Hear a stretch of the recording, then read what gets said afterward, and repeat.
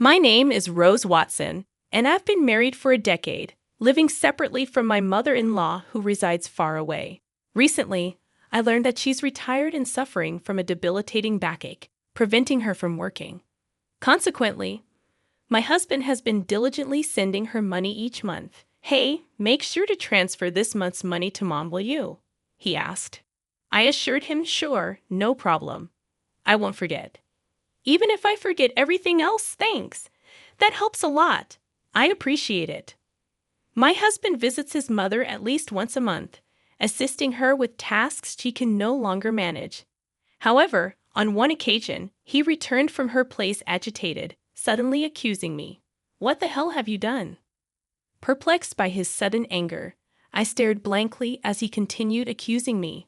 "All this time, I've been struggling to send her money, and you didn't care about my feelings. I told you to transfer $1,000 every month." "I did transfer it," I insisted. "I'm telling you it's not been transferred. Do you have any idea how hard it is to send that $1,000? "I understand.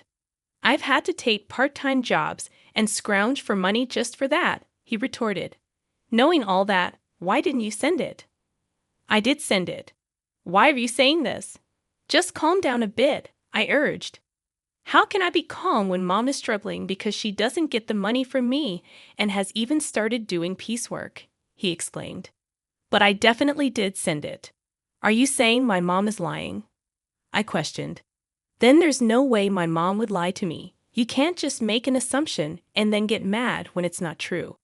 I don't even know why this is happening. I've been sending her the money you give me every month." "Then why is she doing piecework?" "She's in pain, lifting heavy boxes." "I don't know about that. I haven't seen it." "You never go to my family home." "I go every month, but you never come with me." "You just don't care about my mom," he accused. "That's not true. There's no need for me to go every month, and it's so far away." "I don't want to waste my only day off," I defended. "Waste your day off? It's visiting family. How can that be a waste?" he argued. "Well, that's your family. You wouldn't think twice about it, but you don't go to my family's house, do you?" I responded. "Of course not. You married into my family, but I didn't marry into yours. You shouldn't say things like that. It only causes trouble," he countered. "You're the one causing trouble," I muttered to myself, wondering if he even realized what he was saying. Frustrated, I tried to escape to the kitchen, but he followed me, still angry. "Huh. I'm not running away. I just want you to calm down. Maybe we should have a coffee and talk this through," I suggested. "I don't need that.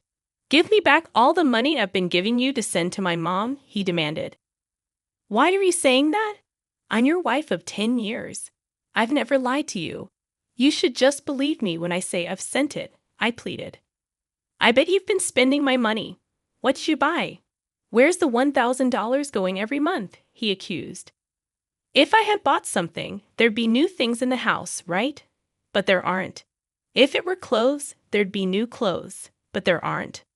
I haven't bought a single piece of jewelry since we got married." "I don't understand why you're accusing me," I defended. "Even so, you must be using it for something. Or maybe you're saving it for yourself, planning to leave me," he speculated. "Why would you even think of divorce?" "We have kids," I questioned, bewildered by the sudden turn in our conversation. "I would never entertain such thoughts. How am I supposed to know I can't trust someone who lies like you?" "Why won't you understand that I've been sending the money to your mom?" "Then why isn't it reaching her?" "I have no idea. Could you be sending it to the wrong place? No way. I have your mom's bank account number registered with a bank. Unless she changes it, there's no way that could happen. Then the only thing I can think of is that you're stealing it." "Stealing?" "Yeah, that's right. You're stealing my money, not sending it to my mom. That's it. I want a divorce. I can't be with a thief like you. Let's get divorced. It's clear you've been stealing the $1,000 meant for my mom every month." "Hold on. Why does it have to come to this? What about our kids?" "I don't care about the kids. I don't need a wife who makes my mom suffer." No matter how much I tried to have a rational conversation, my husband just couldn't stay calm. and to say he didn't care about our kids. I've been desperately trying to make him believe me, but it's been hours of getting nowhere. Then there's nothing else to be done. After 10 years together, thinking this, I quietly responded to his demand for divorce. All right, divorce it is. Kicked out by my husband, I left the house with our child. Make sure you file the divorce papers. Conveniently, he had already prepared the divorce papers, as if he knew this would happen.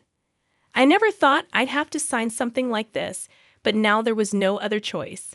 I left the house, went straight to the office to file the papers, and decided to stay at my parents' house for now. My child was shocked by the sudden turn of events, but all I could do was reassure them with empty words, "It's going to be okay."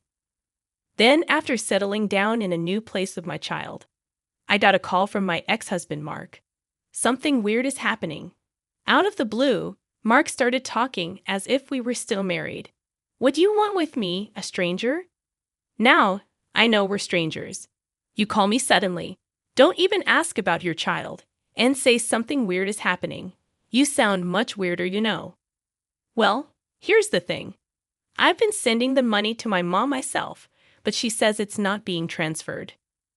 Maybe you're not transferring it. That's impossible. I did it myself.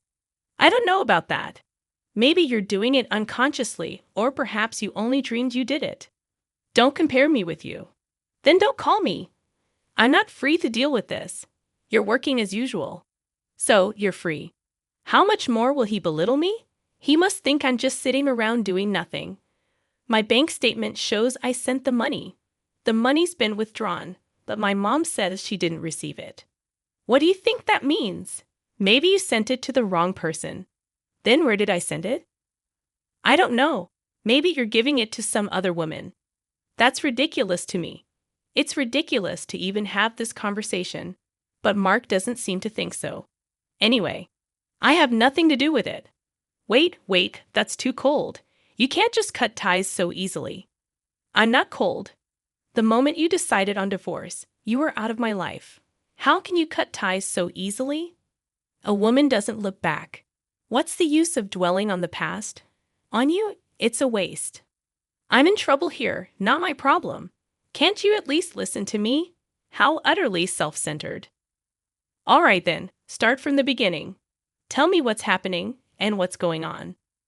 Well, it was the day I said I wanted a divorce, remember? I went to check on Mom at her house, right? I asked her why she was doing piecework, even though I send her $1,000 every month. She said she hadn't received any transfers, so she had to do piecework to get by. Now I get it. That's why you were so angry, and you thought I was pocketing the money. Yeah, that's right. But even when you transferred it yourself, it didn't get there. Yeah, that's what's happening. So doesn't that mean it wasn't me? Well, I don't know about that. When you were in charge, maybe you were pocketing the money. That's awful. If that's what you think, then I'll go to your family's house myself. What are you going to do there? Maybe I'll find out something if I go. Yeah, maybe. So we ended up going to my husband's family house together for the first time in a while. When we got there, his sister was there. Oh, why are you here, Selena? I came back because I'm worried about Mom. What about your husband? We're divorced, just like Mark. Oh, so you divorced and came back to your family home? Yes, I did. When did you come back? 6 months ago. 6 months? Never mind that. Mom, is it true that you didn't receive the money I sent? It's true. It doesn't change the fact that the money wasn't received, whether both of you are here or not. But did you print out your account record in your bank book lately? Yes, I did. Just 2 days ago. Can I see the bank book? Sure, you can't show that. Why would you show a bank book to someone else? You're a stranger now. Why would you think she'd show you something so important? Are you out of your mind? But we can't know if the money really wasn't deposited unless we check. You don't need to see it. Then I'll look. I'm her son. It shouldn't matter. Fine, look. There's hardly anything in there anyway. My mother-in-law said this and then fetched the bank book from a drawer in the next room. But when we looked at the bank book, there were deposits and withdrawals. Look, Mark, there's a deposit from you here. and it was withdrawn the next day. That's quite punctual. Before this, even if you deposited it, it wasn't withdrawn immediately. I couldn't go to the bank much because of my back pain. I would wait until it was absolutely necessary, but since Selena came back, she's been going to the bank for me, which has been a big help. Ever since Selena returned, she's been the one going to the bank. The money was always withdrawn the next day, according to the bank book. Mark and I instinctively looked at her. What? I don't know anything about this, she said desperately. But from what we see here, it looks like you withdrew it, Selena. Mom doesn't go to the bank, and maybe someone else has Mom's card and is withdrawing the money every month. I don't have a card. I'm afraid of losing it, so I never made one, she replied anxiously. Tell the truth, Selena, Mark urged. All right, it was me. Mom told me to withdraw the $1,000 she was getting each month. I saw it was being deposited every month, so I thought borrowing a little bit would be okay. If you're borrowing it, are you planning to pay it back? I interjected. I intend to pay it back. I just don't have the money for it right now, she confessed. Why would you do such a thing? Mark questioned. I really needed the money. I only borrowed it because I had to. Besides, Mom's managing to get by. Isn't that fine? Selena justified. Were you that desperate for money? His mother softened her tone and asked. Then Selena completely changed her tone from her previous assertiveness, now playing the role of a pitiful victim. If that's the case, it can't be helped. Mark was kind enough to send the money. But this is an unavoidable situation. Yeah, if sister was in trouble, it's the family's job to help after all, Mark reasoned. Despite his rage and accusations towards me, Mark forgave his sister as if nothing had happened. Hey, I was called a thief over this, and now you're just going to let it go because it's your sister. It can't be helped. She said she's in trouble. That's fine for your money, but don't you have something to say to me? I challenged. Not really. No, not even an apology after all the horrible things you said to me. Why should I apologize? I don't see any need to. I was hurt by what you said, Mark defended. Such a fragile mental state, I muttered to myself. Anyway, it's not like I did anything wrong, right? Selena was having a hard time, so this happened. It's not Mark's fault. He doesn't need to apologize, his mother supported. Isn't this just like being completely surrounded by enemies? Even if I speak the truth, this place is hostile territory. There's no doubt that anything I say will be met with opposition. Even though a quick look at the bank book would have clarified everything, I had to travel all this way just to be treated like this. Fine, if cutting ties with you costs me this much, it's a small price to pay. I'm leaving. Drive me to the station, I demanded. Why do I have to take you? We're divorced, remember? I don't have to do anything for you, a stranger, Mark retorted. Because I came all this way for you. You asked me for help, I argued. Did I? I don't remember asking you to come. I just wanted some advice. You came here on your own. You can leave on your own too. Mark snapped. That's right. You're not a couple anymore. Why should he take you? It makes sense for a husband, but not for a stranger, his mother added. What a group. No thank you or sorry for solving the issue. After spending 10 years with such a man, it felt like such a waste of time. Fine, I'll take a taxi. I don't need you, I declared, frustrated. I called the taxi and somehow managed to get home. As I arrived home, tears of frustration streamed down my face, and I swore never to listen to that man again. However, after a while, my husband called me. Maybe he had changed his mind and was about to apologize for what happened. Perhaps he'd explain that he had to act that way in front of his sister and mother.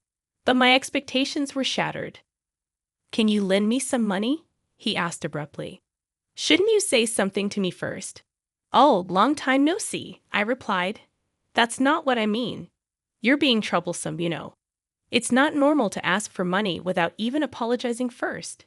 That's not true. We were a married couple after all. You could say we were a united fate. That's not the case anymore. The day we split up, our united fate dissolved. I still think we're a united fate, though. He keeps saying whatever he wants. So lend me some money, will you? Why? The truth is, I found out Selena has a huge debt. Wait, it's been quite a while since that day. Didn't you ask her what she spent the money on? I couldn't ask her that. It would have been too pitiful. Money is a delicate subject. Maybe her ex-husband had something to do with it. Or there might be some other reason. Sure, there must be some reason. But you should have asked about it for the future, right? I trusted her because we're family, and yet there was no trust for me at all. Well, I've known Selena way longer than I've known you. Yeah, since we were born. That's why I trusted her. I thought everything would be fine, but in the end, it wasn't fine. So what happened? It turns out she had a huge debt, and the $1,000 a month wasn't enough. How much does she need then? She wants to repay it all at once. It's true that paying it off in one go would save on interest, but I don't have that kind of savings. So why did you contact me? Because you said you had a good amount of savings when we were in the car going to your parents' house. I remember.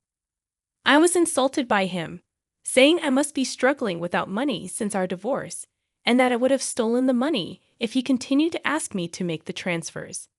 Angered by his belittling words and the assumption that I couldn't survive on a part-time job, I ended up revealing that I was trading stocks and making a good profit.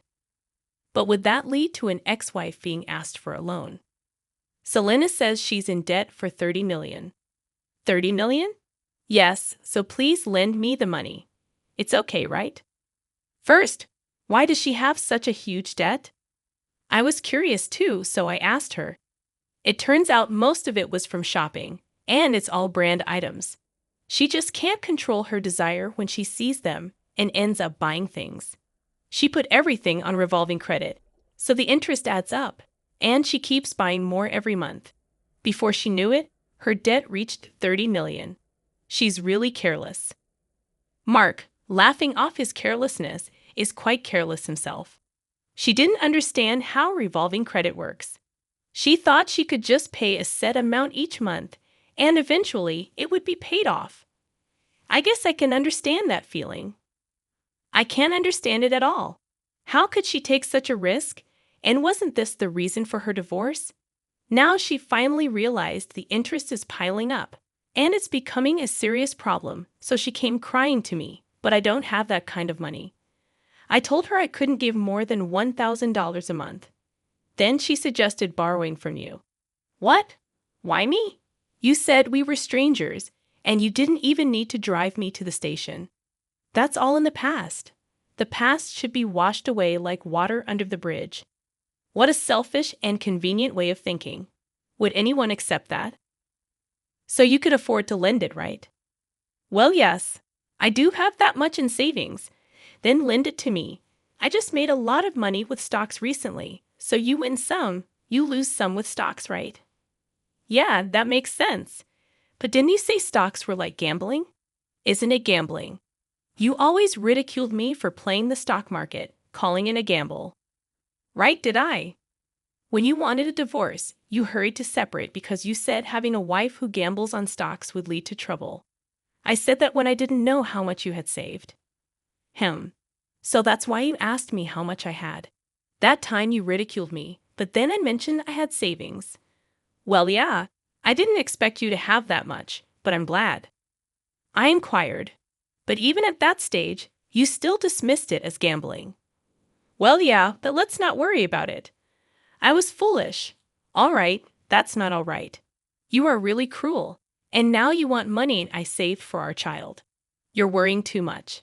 Our child won't need that money for a long time. It's silly to start saving from now. Money rots if you don't use it. Money rots. I've never heard of money rotting. Think of this as an investment. It's like investing in me. Why would I invest in you? Just do it. Lending me the money would be the smartest move, right? Look, if I lend you money, it won't come back, right? You're still sending $1,000 a month to your mom. Where will you find the money to pay me back? All right, I'll pay back $11,000 a month. Are you crazy? How many years do you think it will take to repay it that way? Don't say that. I really regret it. Regret? Yeah, if we hadn't split up, I wouldn't have to beg you for money now. I have to ask, isn't that unjust? So you're just after my money? No, it's not like that. We don't have love, but we can rely on each other. It feels like I'm only being relied upon. You're so rigid. Thinking like that won't make you happy. We could even remarry. I didn't mind our marriage that much. Wow, I do mind. I don't want to be with someone who can't apologize. Fine, I apologize. Sorry. Is that good enough? What are you apologizing for? Explain in 400 characters or less what you did wrong. Ah, I just apologized because you said so. Pathetic. Don't ever call me again. Why? I apologized, so will you remarry me or help me? My sister is suffering. Shut up. Go to hell. Saying so, I forcefully ended the call and blocked his number. Later, I heard from mutual friends that Mark, despite saying it was impossible, couldn't refuse Selena. Being not only constantly nagged by Selena, but also persuaded by his mother to help. Consequently, he ended up borrowing money from a consumer finance company to repay her debt in full. Everything was settled, assuming Selena would work and gradually repay the debt. They thought so. However, far from working, she resumed her shopping habits. Despite having suffered before, she again made purchases on revolving credit. This burden eventually fell directly upon Mark to handle. When they confronted her about why things turned out this way, she reportedly said, "I never intended to buy anything. By the time I realized it, I had already processed the credit." Mark and his mother, naively believing Selena's words, just accepted it, saying she must be sick. They neither devised any solutions nor took her to a hospital, despite thinking she is ill. While saying this, Selena, wearing expensive clothes and jewelry, is reportedly laughing over tea with friends, saying, "Really, Mark is so easy to manipulate." Eventually, they couldn't escape the debt and had to sell their family home. Now Mark, his mother, and Selena ended up living together, but they couldn't afford the rent for the apartment they used to live in, so the three of them moved. Apparently, their life is quite difficult now. It seems only Selena is enjoying it, but neither Mark nor his mother realized this. On the other hand, I continued to profit from the stock market and now live a comfortable life in a spacious apartment with my child.